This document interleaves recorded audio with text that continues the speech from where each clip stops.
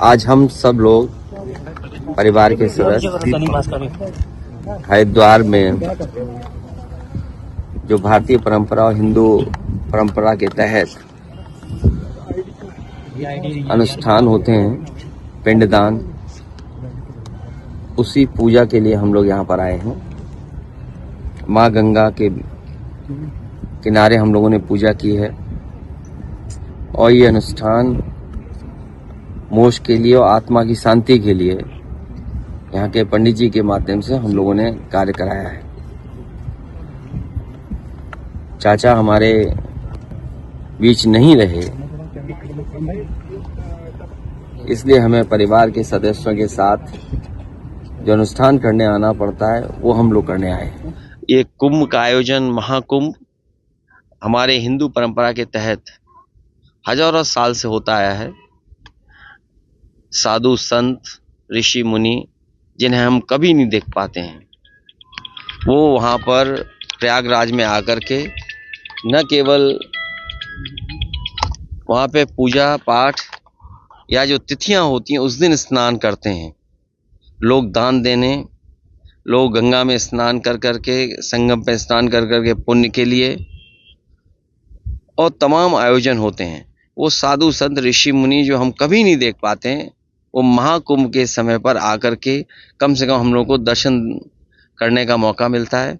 उनके आने से महाकुंभ की शोभा बढ़ती है। इस तरह की व्यवस्थाएं ये समय उस चीज का नहीं है, लेकिन इतने संसाधन होने के बाद अगर कमियां रहती हैं तो कहीं ना कहीं कोई सवाल खड़ा करता है।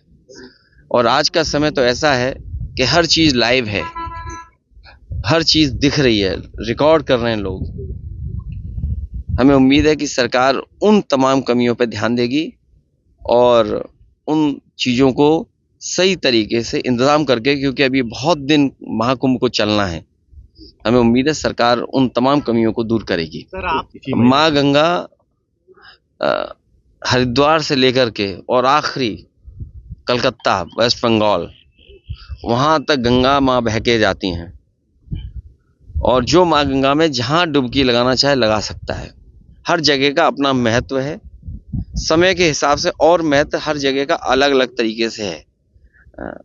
कल जब मैं यहाँ आया, महासंक्रांति थी, इसलिए मैंने कल ही यहाँ पर माँ गंगा के स्नान किया। दान की परंपरा है, मैं जरूर दान करूंगा। और संगम कब जाएंगे? जब माँ गंगा बुलाएंगी।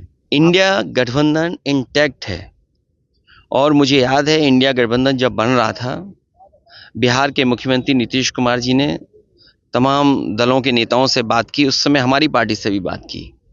उस समय इंडिया गठबंधन के बनते समय यही कहा गया था, जो रीजनल पार्टी जहां मजबूत है उस रीजनल पार्टी को इंडिया गठबंधन मजबूत करेगा।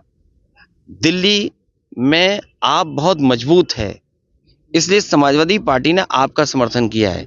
जो रीजनल पार्टी बीजेपी से मुकाबला कर रही हैं, हम इंडिया गठबंधन के सभी नेताओं को मिलकर के उनकी मदद करनी चाहिए, उनके साथ खड़े होना चाहिए। क्योंकि दिल्ली में आप कांग्रेस आमने सामने हैं। हमारा सुझाव तो यही है कि आप मजबूत हैं, इसलिए हम आपके साथ खड़े हैं। कांग्रेस इसका पालन करती हुई नजर मोदी झूठ बोलते हैं, उसी तरह अरविंद केजरीवाल भी झूठ बोलते हैं। देखिए, अब ये क्योंकि क्या सच है क्या झूठ है, हम और आप क्या बोलें, आपके यहाँ सब आर्काइव में होगा, इसलिए मुझे किसी पर टिप्पणी नहीं करनी है। सवाल दिल्ली का है, बीजेपी हारे, ये हमारा मकसद है, और यही मकसद कांग्रेस का है, यही मकसद समाजवादी पार्टी का, यही मकसद आपका है। तो जब मकसद एक है तो झूठ सच कुछ नहीं। हमें केवल ये देना चाहिए, भारतीय जनता पार्टी से बड़ा झूठ बोलने वाला कोई दल नहीं है।